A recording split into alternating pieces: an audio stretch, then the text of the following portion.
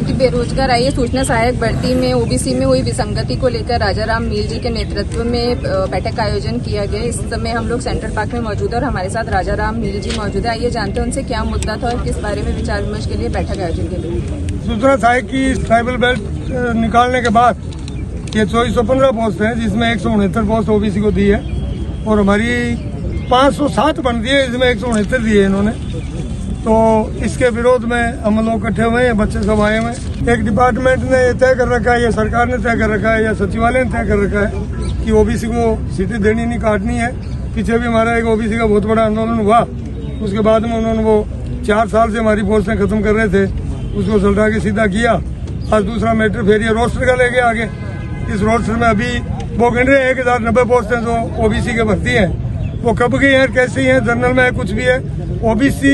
OBC means OBC मान रहे हैं, ओबीसी से भर्ती नहीं है। हम ये चाहते हैं या तो हमें 21% दें, या रोस्टर रजिस्टर है उसमें ये साबित कर दें कि जो नौकरी कर रहे हैं सब ओबीसी से भर्ती हुए। जब तक ये काम दोनों नहीं होंगे तब तक ये भर्ती नहीं होने देंगे। हम हर बार ये लड़ाई लड़ेंगे इस सूचना सहायक पे, ताकि रोजगार हमारा मसला खत्म हो। धन्यवाद। मामला था अभी आगे की आप लोगों की क्या रणनीति होगी, क्या करेंगे आप? ज्ञापन सौंपेंगे सरकार को जाके? नहीं, देखिए, ज्ञापन सौंपना तो एक साधारण प्रक्रिया है। मूल बात यही है, 2415 नॉन टीएसपी एरिया की वैकेंसी है और उसमें ओबीसी के लिए मात्र 169 पद बताए गए हैं। तो वो ऑलमोस्ट 7% के आसपास बैठते हैं, जबकि ओबीसी का आरक्षण 21% है। आरक्षण के लिए राजस्थान सरकार ने 18 नवंबर 1997 को एक बेसिक नोटिफिकेशन जारी किया हुआ है, जो ओबीसी या एससी एसटी उस वक्त जो भी कैटेगरी को रिजर्वेशन दिया हुआ था और जिसके बारे में ऑनरेबल सुप्रीम कोर्ट की संविधान पीठ ने आर.के. सब्रवाल बनाम पंजाब स्टेट के मामले में फरवरी 1995 में एक लैंडमार्क जजमेंट दिया था।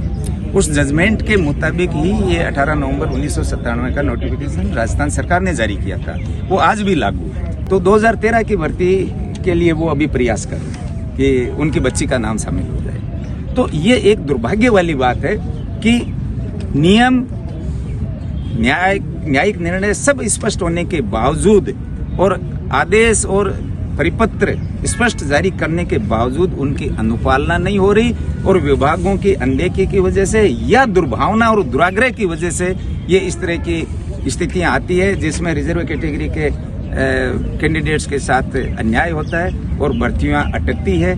और इसकी वजह से सरकार को भी नुकसान है कि उनको कर्मचारी नहीं मिलते और बेरोजगार जो युवा हैं वो बेचारे इसकी तैयारी करते करते जो है वो ओरेज हो जाते हैं। ये एक दुर्भाग्य वाली बात है। तो सरकार को इस चीज को संवेदनशीलता के साथ समझने की आवश्यकता है।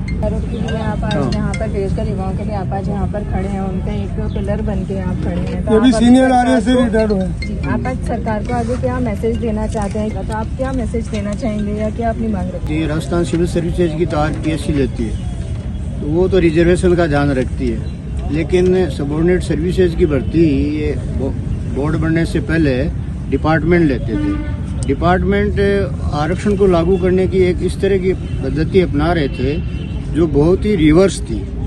जो किसी विभाग की सेलेक्ट लिस्ट जारी हुई उसका वो सेग्रीगेशन कर लेते थे, एससी एसटी ओबीसी को अलग निकाल लेते थे और फिर जो है जो जनरल बचते थे उनको जो है तो वो जनरल में रिजर्वेशन दे देते और बाकी कैटेगरी वालों को कैटेगरी में देते थे।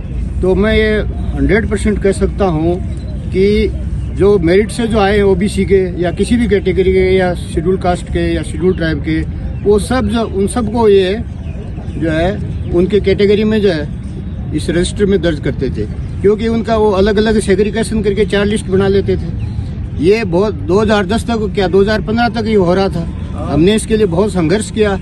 2017 में जो है टीचर्स की भर्ती हुई थी, 17 जिला परिषदों में इसी तरह जो सेग्रीगेशन करके और क्या मेरिट वालों को भी जो उनकी कैटेगरी में डाल दिया। तो ये बहुत बड़ी अनोमली है, इनके रजिस्टर सब गलत है।